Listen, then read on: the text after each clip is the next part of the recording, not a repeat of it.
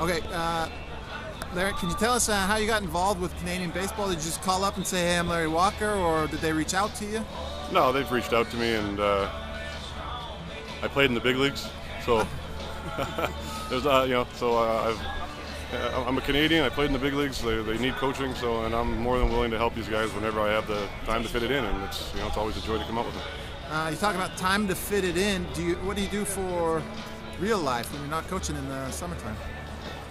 Well, what I really do, I can't really say right now because you'd have to beep it out. But I do whatever I feel like I want to do whenever I want to do it. So, golf, hang with the kids, fish, things, whatever I wake up and feel like doing that day, really. Enjoying your retirement. That sounds Exactly. great.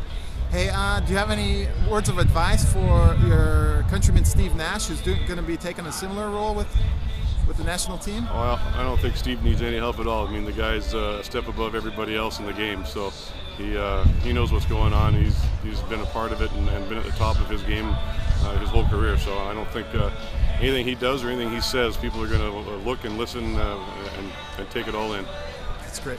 Hey, how do you feel about your Hall of Fame chances? I'm already in. What do you mean? Are you already in? Yeah, the Canadian Hall of Fame. Okay, I'm in, man. So, no, what I meant was the Hall of Fame Cooperstown. Oh, gotcha. Sorry. Well, I knew what you meant, but we'll see what happens. I got some numbers. Blyleven, I think, had 13% his first year of voting percentage, and I had a little bit more than that. So maybe 13 years from now, something good will happen. In regards to the Hall of Fame, a little bit of a tough question.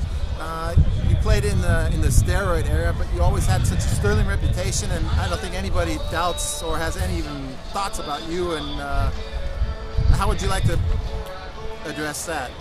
Well, I think it's probably one of the two positives I have. One being Canadian, and there's not a lot of us that have had success at being a Canadian. There's more these days than there has been, and nothing ever went in my butt, so I don't have to worry about any stories coming out about me taking anything. I'm clean, and that's the positive thing about it. So we'll see how they take that into the voting, I guess. Absolutely great.